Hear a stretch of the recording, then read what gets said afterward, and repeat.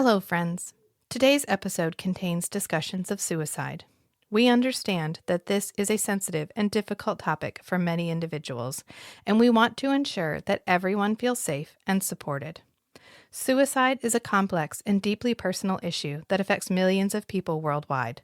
Our intention is not to glamorize or trivialize suicide, but to foster a compassionate and informative conversation about mental health, raising awareness, and promoting understanding. It's important to remember that if you or someone you know is struggling with suicidal thoughts, it's crucial to seek professional help immediately. Consider reaching out to a mental health professional, a trusted friend, or a helpline in your country. Thank you for joining us on this episode of the Strange and Beautiful Book Club. Remember, you are not alone.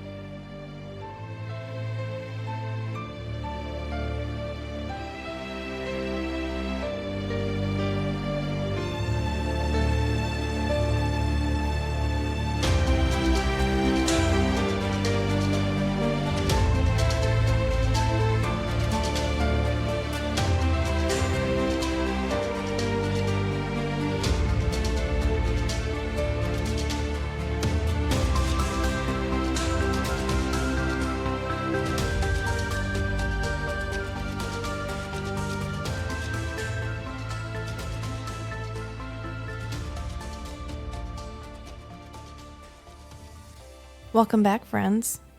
Well, not welcome back.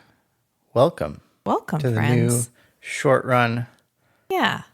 This is a limited series about in the flesh, not into the flesh, as I think I told literally everyone who asked me. I am so sorry. And I've made several remarks about. Yeah. Well, it's in the flesh. Like, here I am in the flesh. I don't know where that came from, but misnaming things is sort of it's hereditary. It's hereditary. I can't help it. It's like it's a genetic trait. So it happened. Here we are now. We are reviewing the correct show, which is In the Flesh, starting season 1, episode 1, which was released in 2013. Happy 10-year anniversary. Right. And I watched this when it came out. I watched the first season, and then I watched the second season when it finally aired. And I have to say, it was poignant when I watched it in 2013. And holy fucking shit, is it extra poignant 10 years later. Yeah. Yeah. This is ground that needs to be trod. And I hate that it still feels like this needs to be trod 10 years later. But before we get started, I'm Rachel. And I'm Matt. Welcome to the Strange and Beautiful Book Club. So I think it's important to just get this out of the way up front, which is there's absolutely no way to discuss this show without having some kind of political commentary. And the types of commentary that this show invites are the types where there is no middle ground. The middle ground is itself a side. So you have to choose.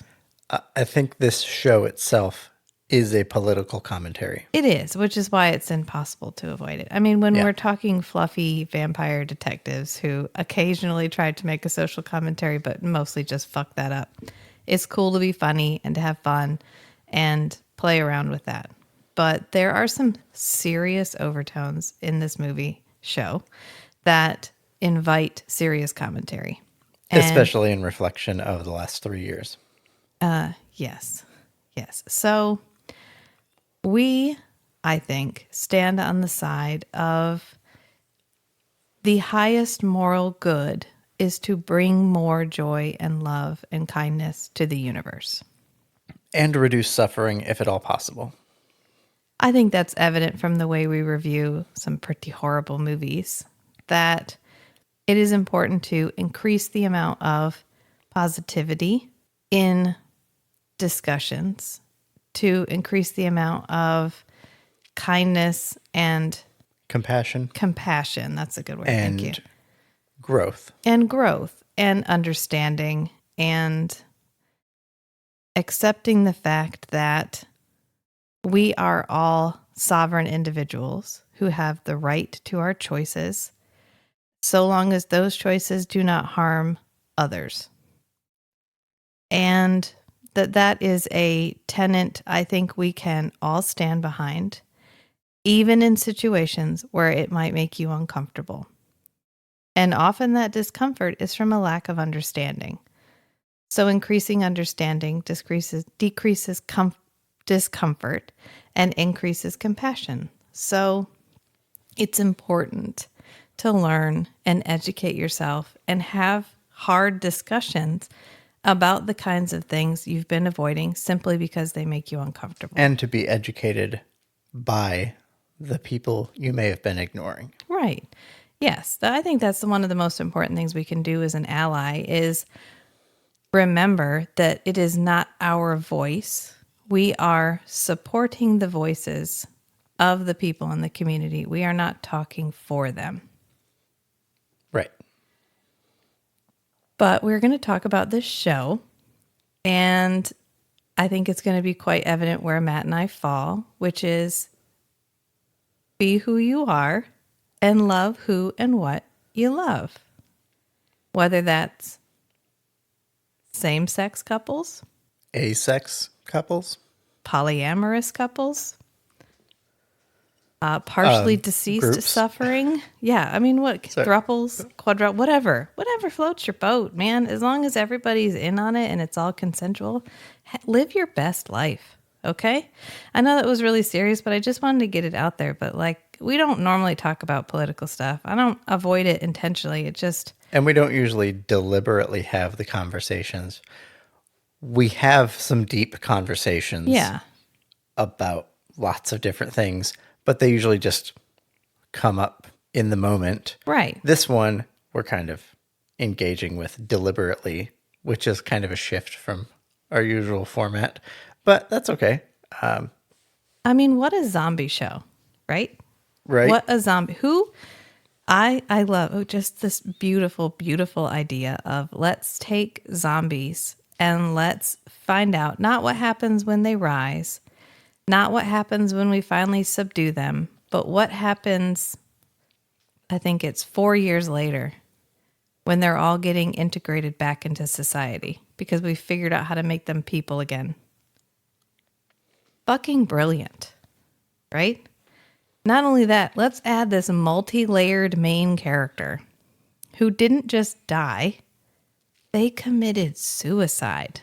And then they have to come back and they have to... And especially since he had made it clear before he died that he wanted to be cremated. Right. So not only did he come back against his will, his remains were not treated the way that he communicated when he was alive. Yeah, that's what I'm talking about. We got Hugely, a lot of layers. And I know there's more to it, but we are going to confine our discussion to the episode we just watched and previous episodes. So if you've already watched it and you're wondering why we're not talking about the other giant fucking elephant in the room, it's because it's still behind the curtain. So that's where we start off, is we start off in him as a zombie, a partially deceased syndrome sufferer. I think analogous to our Forever Night episodes, we start off with the violent murder. The murder. This is the last person that he killed when he was, quote, rabid. Or untreated. Untreated. They refer to it as both, rabid and untreated. And this is what he keeps flashing back to over and over and over again. And it's vivid and it's difficult for him to remember. And he has no say over whether or not it pops up in his head.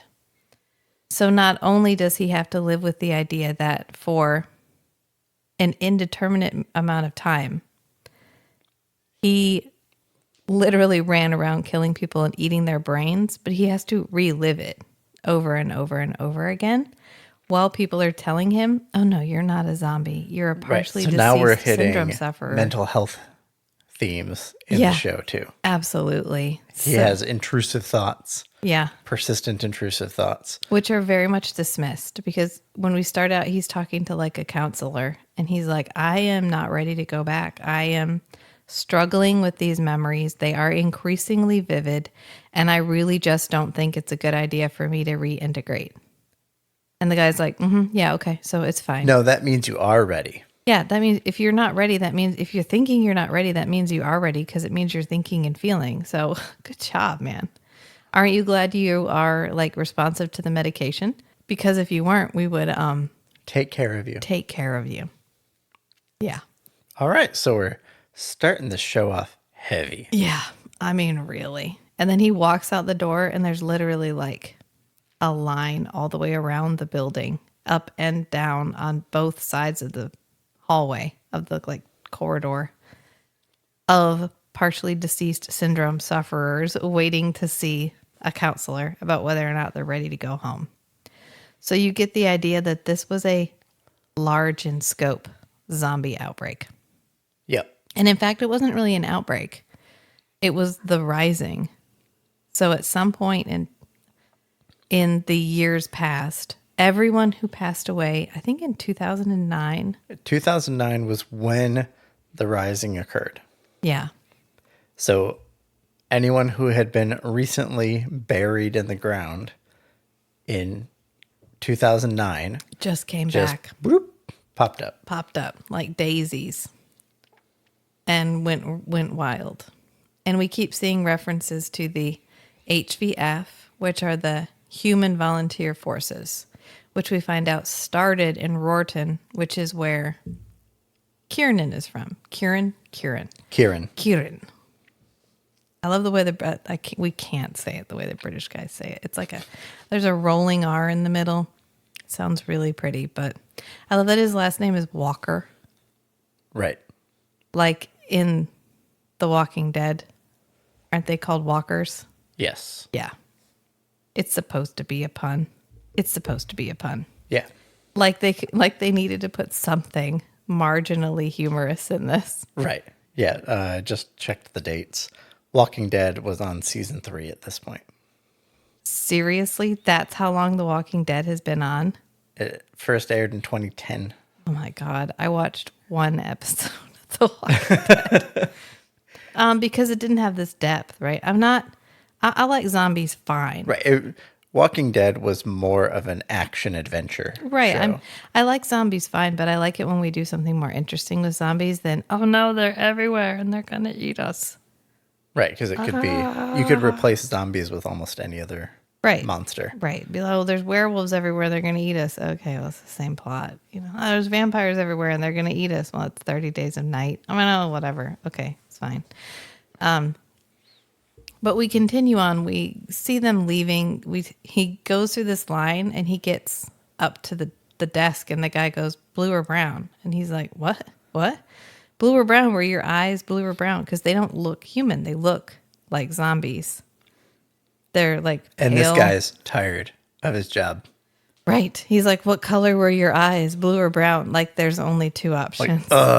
Like there's only two options. Right. Well, hazel, green. I don't know. He's like brown, I guess. Brown. So he gets brown contacts and flesh tone mousse concealer. Yeah. Yeah. And we also get introduced to his roommate who takes something. So they're getting ready to go and he snorts something right before he goes to get his dose. Right, because they get dosed every day with this thing that encourages new neural growth, which they can't do anymore. And his roommate takes something. We don't know what, but when he gets his dose, he like freaks out, bites a nurse, and disappears. But not before he gives him a piece of paper that has a URL on it. And a password. Is it Undead Liberation Army? .co.uk. .uk, right. And a password, which is Revelations 1:18. Did you look it up? Because I looked it up. I am the living one. I was dead, and now look, I am alive forever and ever, and I hold the keys of death and Hades. Relevant. Yeah. Relevant. Is that what they quote in the season 1, episode 4 for I Have Sinned? Oh no, last act is episode 4. I think episode 3 is for I Have Sinned, a Forever Night, when he says, I hold the keys of perdition and of death. It's probably a different translation. Yeah. So it's basically, we're setting the whole first episode. I mean, we could talk through it, but really it's the whole first episode is setting up that there is two sides. And Kieran doesn't even know there are sides. Kieran. That's just like into the flesh. I'm sorry. It is literally genetic. My mother can't remember the name of anything to save her life. We all just know what her name for things is. I saw a thing about this on Instagram the other day. I was like, the great thing about ADHD is you can't remember the words for things. So we all play a game I like to call ADHD charades, where you have to describe what the thing is. No, she just makes up a name for it. Right, she just makes up a name for it. And then you have to remember that that's like, she has a bird bath. And then that's fixed. Yeah, she has a bird bath. She has never once referred to this bird bath as a bird bath. She has had this bird bath since I was a sophomore in high school. So like 20 years. It is the fish bowl. And you have to remember when she says something is in the fish bowl, it's in the bird bath. The bird bath that doesn't look like a fish bowl. That doesn't even look like a fish bowl. No, it's copper. It's not glass in any way. You just have to remember that that's the name for the thing. She can't help it. There was a thrift store near us that was named, it had a name, but she kept calling it La Trusa. That's what she named it. That was the name of it. And so when she called it La Trusa, that's where you were going. And the Chinese restaurant? I'm not saying that one. I can't. I am sorry. It is, I love my mother to death, and she certainly doesn't mean it. But every Chinese restaurant is Wing Wong's. And I know how that sounds. I know exactly what that sounds like. I don't think she means it that way. It's literally like mom shorthand for Chinese restaurant. But I digress. So if Rachel messes up on some names of things, just give her some slack. Yeah, at least I'm trying. Okay? At least I didn't resort to, I'm not going to say it again, but the generic name for a Chinese restaurant that my mother has dubbed them all. I at least say like China Garden or something. But what we're setting up is the structure. The structure with which we're going to move through this world from here on out, which is we had an outbreak. It got subdued. The people that were suffering from partially deceased syndrome, the sufferers of partially deceased. Just call it PDS. Yeah, PDS. The PDS sufferers, thank you. I was spiraling there. The PDS sufferers have all been siloed. So they've been in treatment facilities for some period of time. And there are really no longer roaming bands of PDS sufferers. So society has begun to heal in the way that I think only British society ever could, which is we just go back to business as usual. And disregard that it ever happened. Just keep a stiff upper lip. I was going to say, keep a stiff upper lip and just move on with life. Except in Rorton, which was ground zero for the civilian defense. Because they had a major outbreak and nobody came to their help. Nobody came to help them. And they had to defend themselves. With a well-regulated militia. And this has created a hotbed of speciesism, racism, patriotism, hate. This has created a hotbed of hate. Hate towards anyone who is still rabid or who is treated. It doesn't matter. They are anyone drugs or no drugs. Drugs or no drugs. They are all still evil. And this includes Kieran's beloved little sister, Jem. One of the stars of the HVF.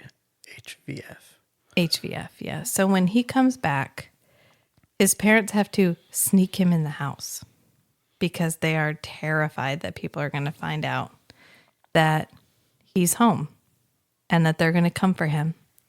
And so the whole ride back, his dad is like, well, you missed a lot of good movies.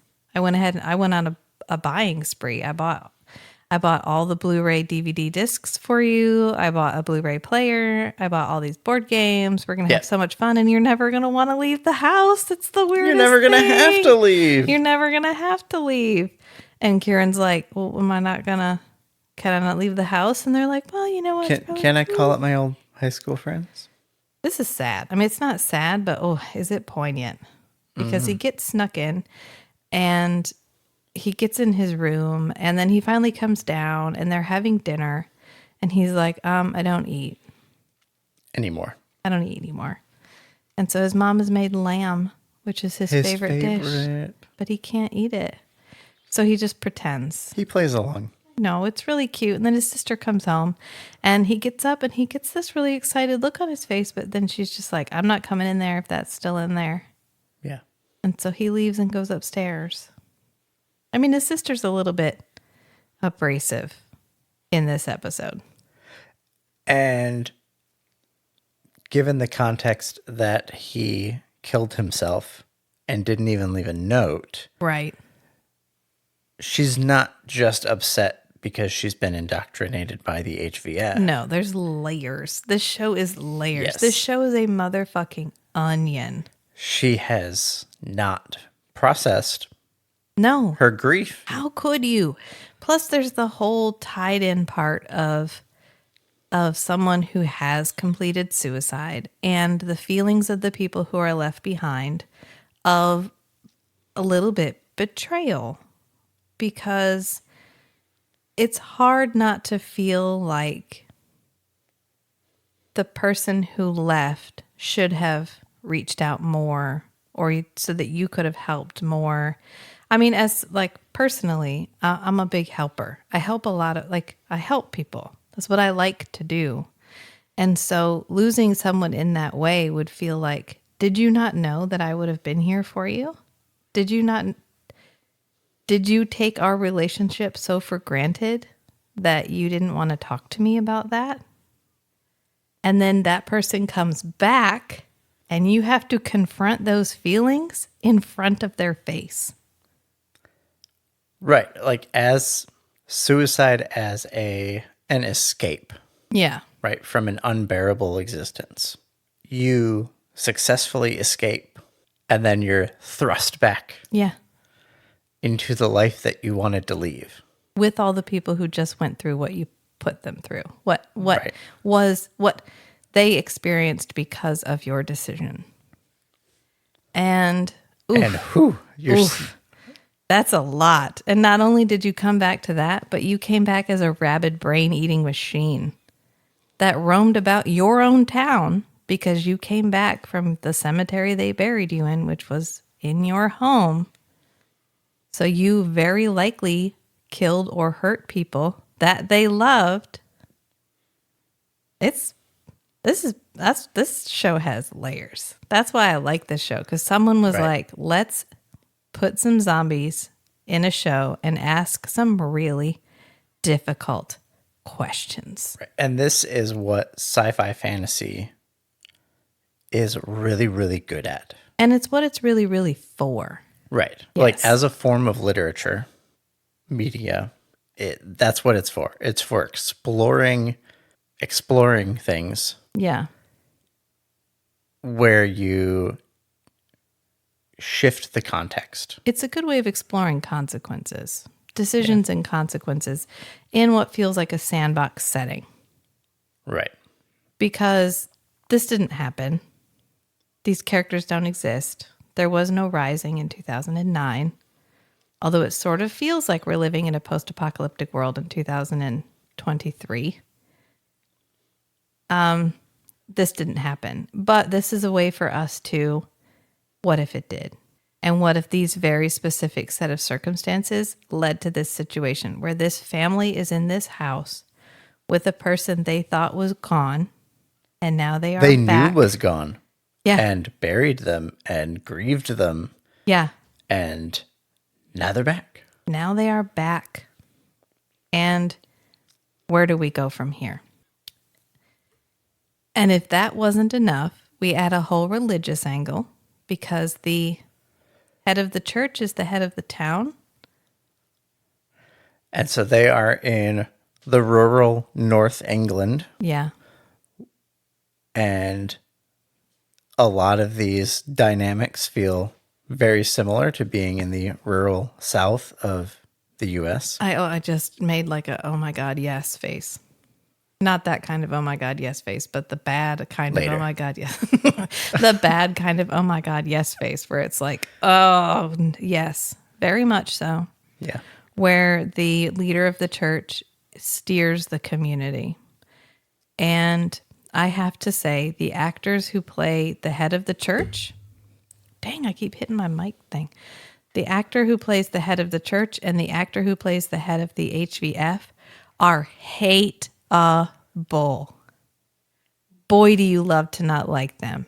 Right. They are doing a great job with their characters. Yeah, because there's a visceral reaction to these characters, and it's tied up a lot in my experience with these types of people. I am set in my ways and I know best. And this model of behavior that worked for me before is the model of behavior that I will cling to because I will not accept that change is inevitable, necessary, and positive. And boy, is it triggering. A little bit triggering. Right. You grew up around it. I'm from up north. Yeah. Yeah, and I grew up down here. Quite and a bit it's different. Very much that way. And I have met these people before. And then I get to see them on the screen doing exactly the kind of stuff I think they would do if presented with this situation. With a British accent. With a British accent, which is I cannot remodel life. I hated zombies. I'm going to hate zombies, whether or not zombies are good or bad. I can't change my mind now, or I would have to admit that I'm wrong. Right. And that is the worst possible thing that could ever happen to you, is to be wrong. Because then your dick falls off. Or shrinks or something. No, I mean, I don't know if you know this, but if an old white man admits that whatever position he's taken is the incorrect one, dick just falls right off. Or at least they believe it. No, I think it actually happened. Because there are some old white men that do admit that they're wrong. Well, it's psychosomatic, right? So once you've come to the realization that, hey, I can evolve and grow just like every other organism in nature, so let me do that, you can do it. But if you're stuck in your ways and you're forced to admit you're wrong, can't help it. The cognitive dissonance just slices right through your core, slices your dick right off. Matt's Googling it, but he's going to find out I'm right. No, I'm looking up a quote. The very things that make you so intelligently adaptive simultaneously make you vulnerable to self-deceptive, self-destructive behavior. Yeah. Do not bullshit thyself is Quote, my John highest Vervaeke. tenet. Do not bullshit thyself. Don't lie to yourself about who you are and what you believe. That is the path to becoming the two people in this show that I hate the most. Don't. If you feel like you're lying to yourself about something, figure out what you're lying about and figure out why. And the head of the HVF, at the very end of this episode, Yeah. he gets a challenge to his bullshitting himself. Yeah. So you can't really lie to yourself. No. You can bullshit yourself, which is you intentionally focus on some details to the point that the truth becomes irrelevant to you.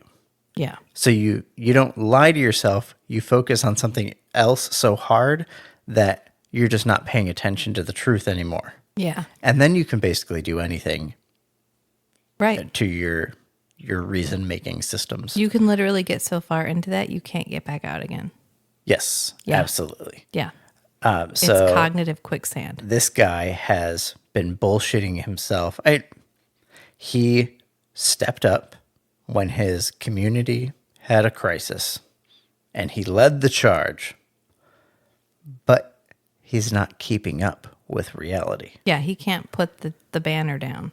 So with the decrease of the actual threat, he's had to bullshit himself into maintaining these beliefs and worldview positions despite the evidence that the world is a different place than it was, a year ago, 2 years ago, 3 years ago. Yes.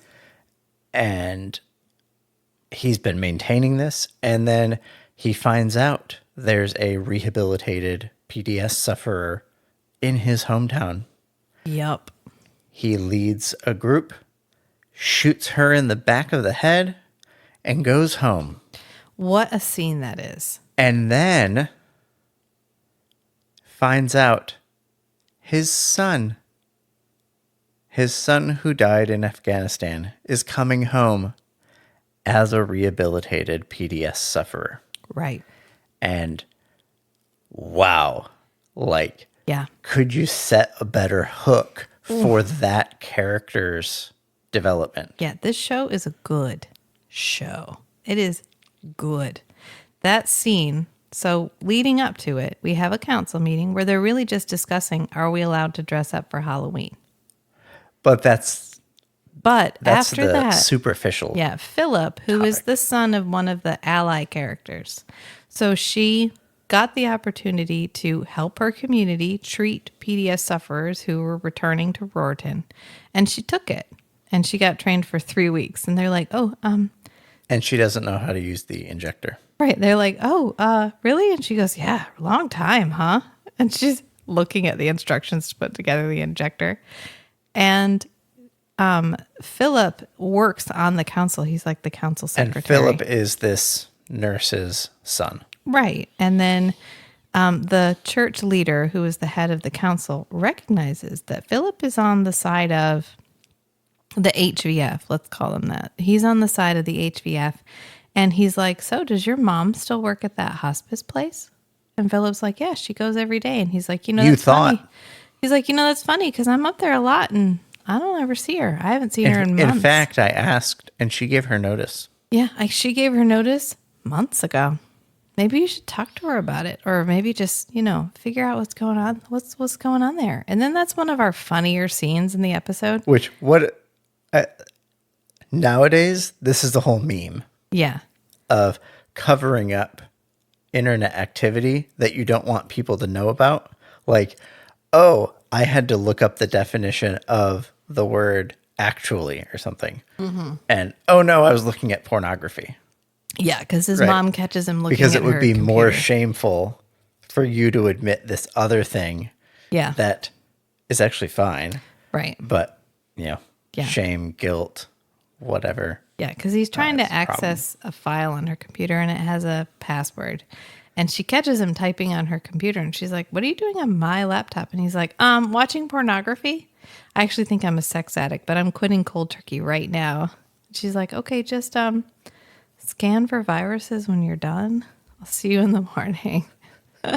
It's like you're like, you want to chuckle, but at the same time, it's in the middle of such a shitstorm. You're just like, I don't know if I can. Well, and so looking back at that now, they are just coming out of a pandemic. Yeah.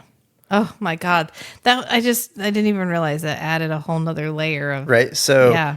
the 2013's perspective on what day-to-day behavior changes would have happened after being on lockdown for a couple years. And now things are opening back up. The threat is reduced, at least. Yeah. And now we're kind of opening up the view on, all these people have developed all these weird behaviors from being isolated. Yeah. And on lockdown for a couple of years. And so, this mom is like, totally understandable that you would have trouble with pornography. Yeah. After being locked down for 2 years and not being able to go date or anything like that. Take care of yourself. Just and then don't take care cause of my any trouble. laptop. And then take care of my laptop. Thanks ever so much. Good job, Mom. Good job. Don't be judgy. Yeah. I think the most poignant example of how thin the veneer of civility is over the society at this point is when they find out that someone is coming to their cul-de-sac, that the HVF is coming to their cul-de-sac because they have gotten word that there's a PDS sufferer in a house in this cul-de-sac. Right, and Jem has the walkie-talkie. Right, and Jem, to her group. credit, immediately chooses her family and her brother. Right, She because comes she back. just had the emotional connection with her brother. She did. She just had the discussion of like, if you're really my brother, tell me something only he would know. And he tells her he made her first heavy metal mixtape CD. He calls it a mixtape CD. And she's like, well, then why did you fucking kill yourself and not leave a note?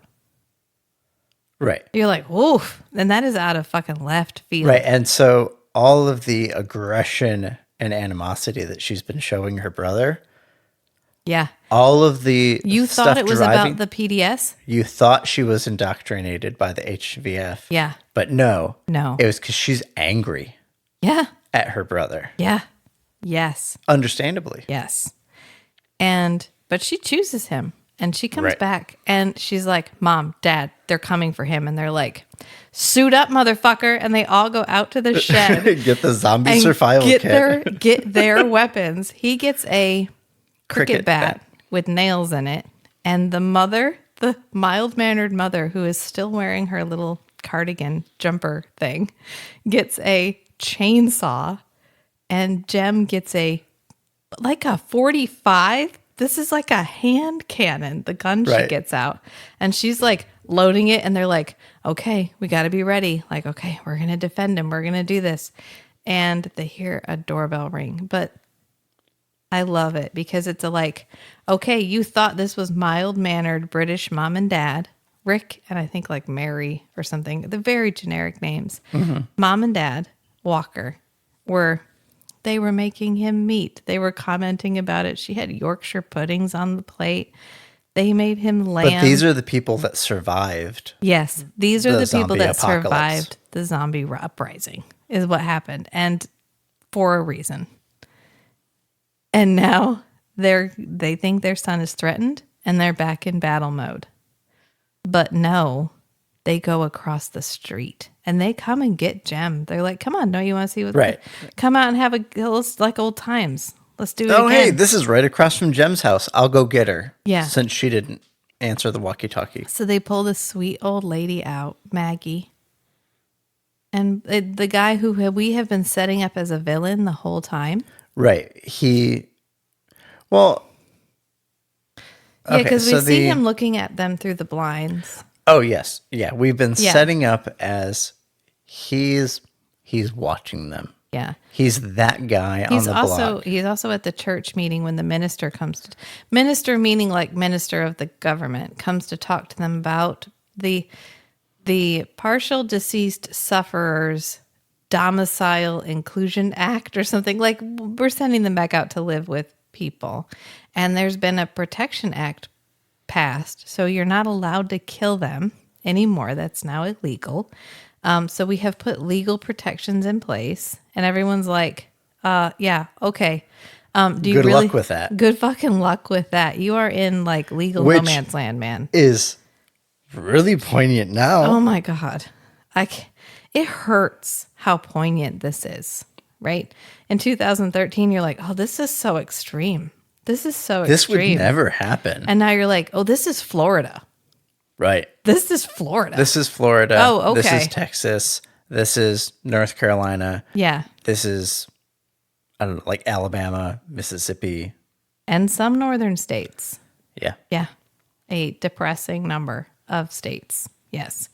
And you're like, oof, okay. Yeah, this is believable. I don't feel like this is extreme. They run him out of the meeting. They run the minister out. This guy runs the minister out of the meeting because he's like, well, what are you going to do about them being in our homes? Which is probably a little bit of a cover so that nobody will suspect him. Mm-hmm.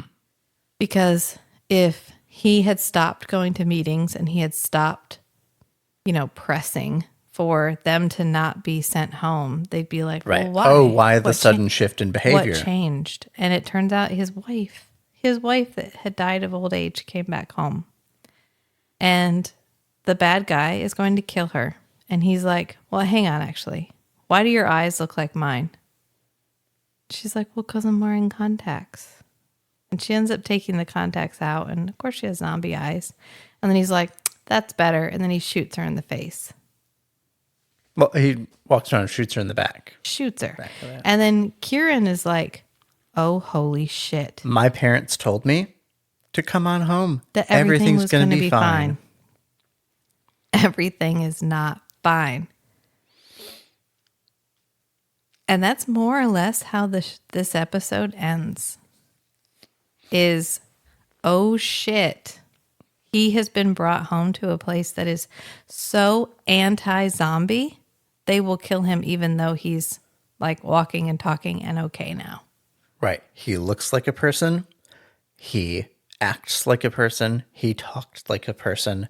And he has all the memories of the person that he is.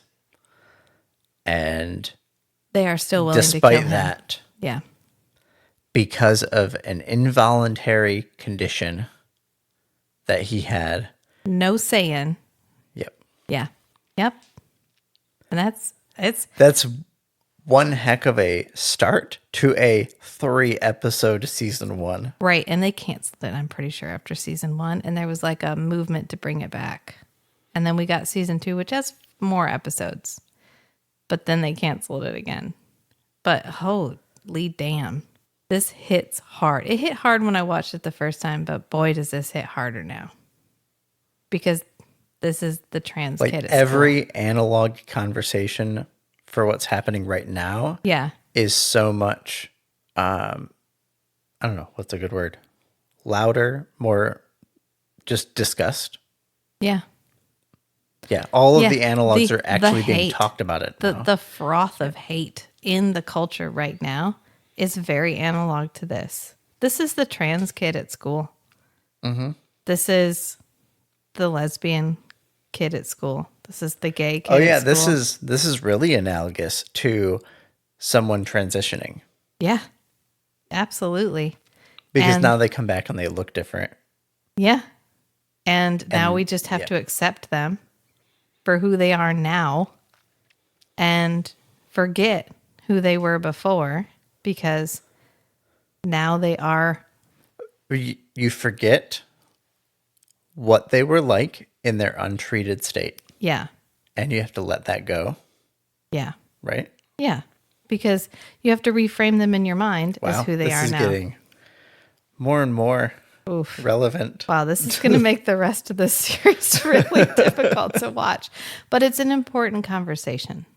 Yeah. It's an important conversation. The effect of hate on a society, the people in that society, on the way the society functions, on the way the society is perceived, all of it. It's a very important discussion. Because hate is a very important controlling force. Hate is blinding. And if you can be blinded by hate, you can be led anywhere in that darkness. Yep. And I think that's especially poignant now. And I think it's especially poignant in this series, that most of the hate.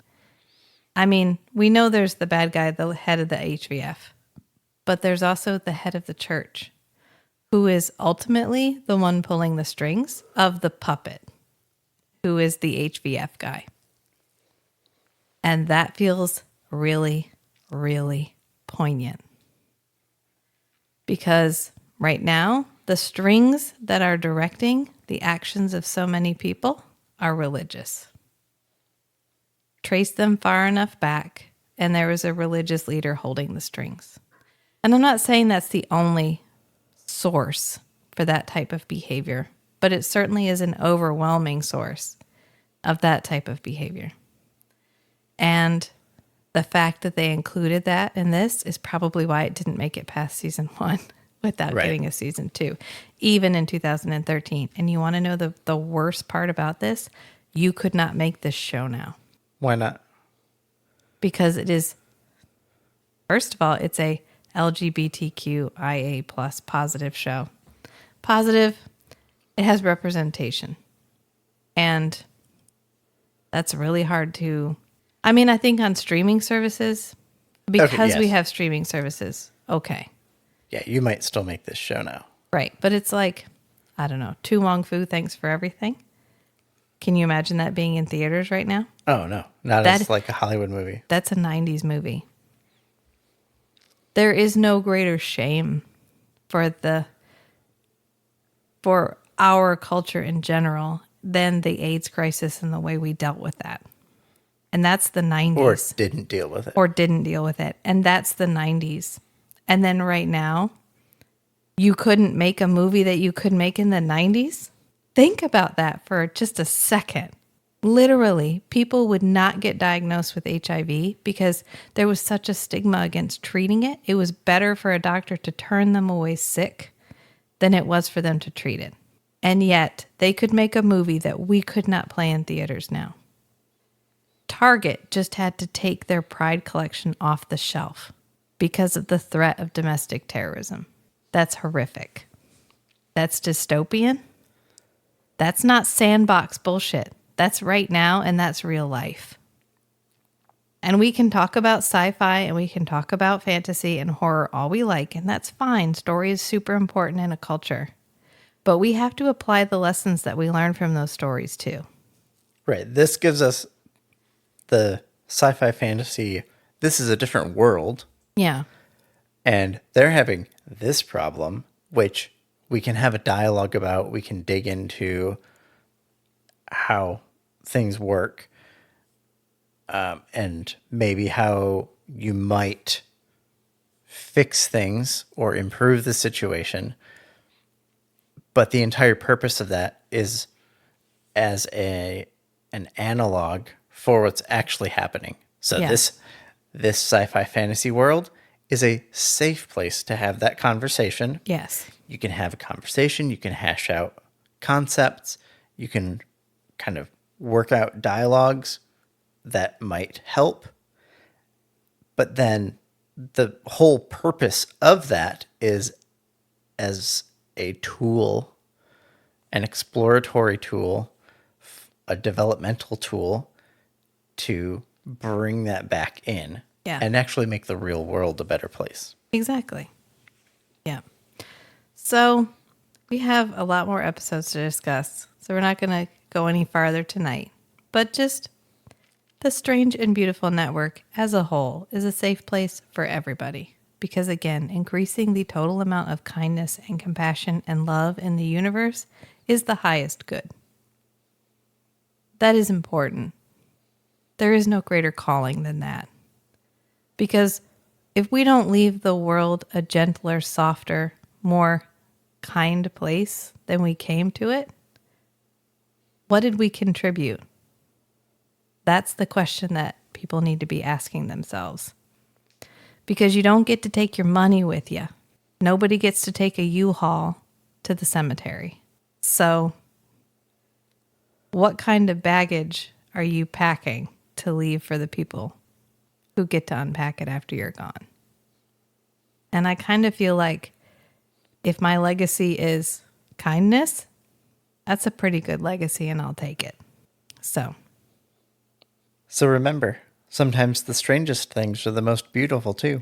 So be who you are and love what you love and who you love.